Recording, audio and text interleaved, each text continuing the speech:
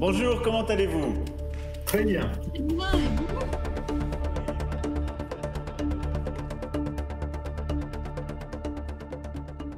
C'est-à-dire que si on laisse s'installer l'idée que des centaines de millions de vaccins sont en train d'être faits dans les pays riches et qu'on ne commence pas dans les pays pauvres, c'est insoutenable. C'est une photographie, c'est plutôt une accélération des inégalités mondiales inédite.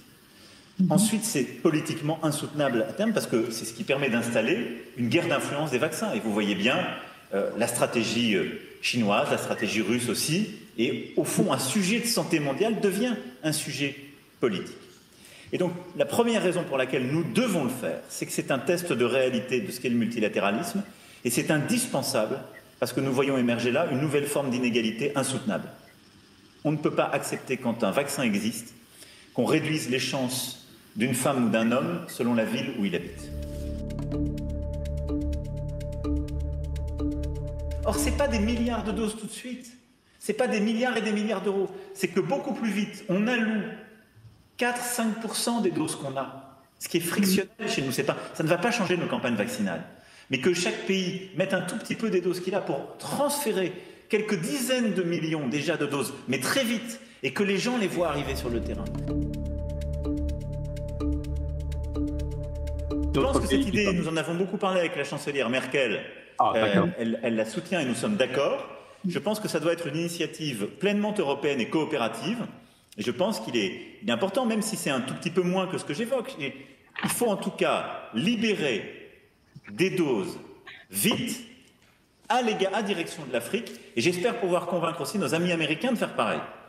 Parce qu'en plus, ils ont beaucoup plus de production et de doses. Il y a environ 100 millions de personnes qui ont été vaccinées avec le Pfizer et Moderna et 100 millions avec le Johnson & Johnson. Et donc, là aussi, c'est un tout petit prélèvement, mais c'est notre intérêt. Le sujet n'est jamais qu'économique, il est aussi politique, surtout quand on touche à la santé humaine. Ouais. Et c'est ce qu'on est en train de vivre. Moi, je vois monter le débat sur la propriété intellectuelle. Si les industries pharma ne jouent pas le jeu de la coopération, ce dont je parle, c'est le jeu de la coopération. On met ensemble dans des hubs la tech et ensuite on optimise les capacités de production. Immanquablement montera la question politique dans tous nos pays de la propriété intellectuelle. Je ne pense pas que c'est le bon débat, que c'est le débat utile, mais il montrera le débat des surprofits faits sur la raréfaction du vaccin.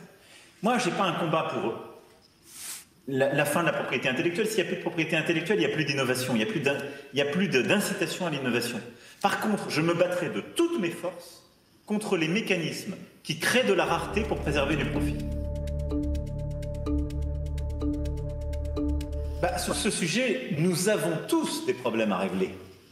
Parce que là, ce n'est pas un sujet d'extraterritorialité, c'est un sujet d'aterritorialité, si je puis dire. Ouais. Et c'est une question existentielle pour nos démocraties et leur soutenabilité. Je vous le dis très sincèrement. Et en quelque sorte, vous l'avez vécu de manière très sidérante pour nous. Mais les plateformes qui ont quand même aidé le président Trump à appeler à la révolte sont ensuite celles qui l'ont déplatformisé ou sanctionné.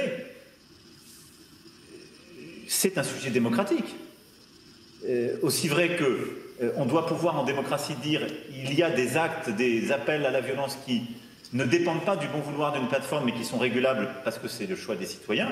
De la même manière, si on décide qu'il n'y a plus de son, plus d'image, ce n'est pas la décision d'une entreprise privée, c'est la décision citoyenne de qui a accès à la parole. Et ça, c'est un vrai débat pour nous tous. Vous savez, ces grandes entreprises, ça rejoint un peu le débat qu'on avait tout à l'heure. Ce sont d'abord de formidables succès d'innovation et entrepreneuriaux, pour lesquels j'ai un immense respect. Ce sont des entreprises qui ont su inventer, produire, qui continuent d'ailleurs de le faire de manière remarquable. Et donc qu'elles aient atteint une taille mondiale, que ce soit des géants, des champions, qu'elles aient gagné beaucoup d'argent, moi je ne fais pas partie des gens qui pensent qu'en soi c'est condamnable, quand c'est une rente d'innovation. Ce qui n'est pas acceptable, c'est quand ensuite se construit une situation qui crée justement des rentes de situation. Et donc des surprofits qui deviennent illégitimes et autres.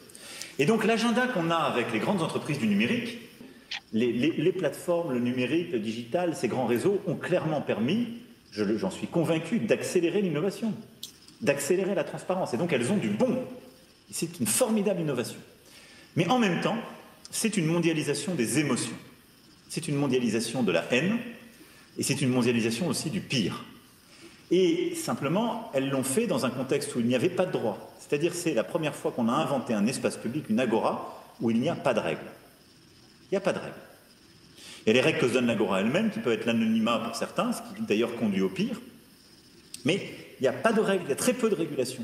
C'est en train de venir maintenant.